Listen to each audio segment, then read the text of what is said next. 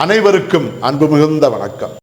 செல்வராமாயணம் என்னும் இலக்கண பாடல்களும் இலக்கிய சுவையும் கொண்ட புதிய ராமாயண காவியத்தை புனைய வைத்த என் இறைவன் ராமனை நன்றியுடன் வணங்கி மகிழ்கிறேன். செல்வராமாயணம் பருவம் 3 அயோத்தி பருவம், காலம் 8 பரதன் காலம். உன் ஆசையினை ஒருபோதும் நிறைவேற்ற மாட்டேன் என்று பரதன் பேசுகிறார். பாடல் எண் 864. அரும் பூந்தோட்டமாம் உறவை அழிக்கும் இழிந்தோளே, விரும்புவர் யார் உன்னை யானும் விலக்கி விட்டேன் தேளே, ஒருபோதும் நிறைவேற்றேன் உன் ஆசை என்றான். கருமுதலே களங்கமில்லா கதிர் எனவே நின்றான். இதுவே 864வது பாடல். இந்த பாடலுக்கான விளக்கத்தை காண்போம். அரும் பூந்தோட்டமாம் உறவை அழிக்கும் இழிந்தோளே என்ற முதல் வரிக்கான விளக்கம்.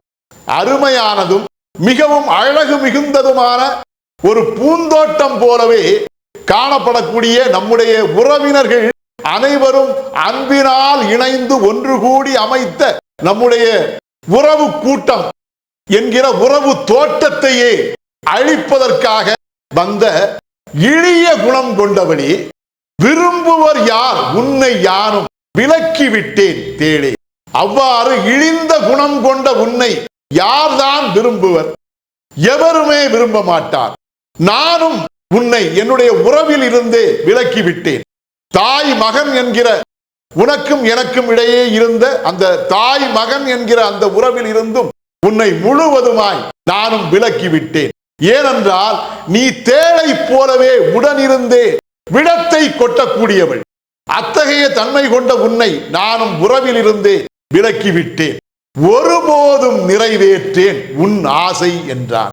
என்னுடைய உறவிலிருந்தே விலக்கிவிட்ட நீ கொண்ட ஆசையை நான் ஒருபோதும் நிறைவேற்ற மாட்டேன்.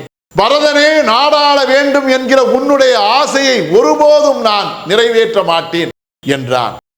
கருமுதலே களங்கமில்லா கதிரெனவே நின்றான். உருவான நாள் முதலாகவே களங்கம் மிக்க ஒளி எதையும் பெறாமல் தூய்மை மிக்க ஒளியுடன் பிரகாசமாக விளங்கக்கூடிய கதிரவனின் ஒளியை போலவே அவனும் உள்ளத்தால் எந்த விதமான களங்கமும் இல்லாத கதிரவனைப் போலவே கதிரவனின் ஒளியைப் போலவே கைகேயின் முன்னால் நின்று பிரகாசமாய் தோன்றினான். இதுவே 864வது பாடலுக்கான விளக்கம். செல்வராமாயணத்தின் 865வது பாடல் மற்றும் அதன் விளக்கம் ஆகியவற்றை அடுத்த பகுதியில் காண்போம்.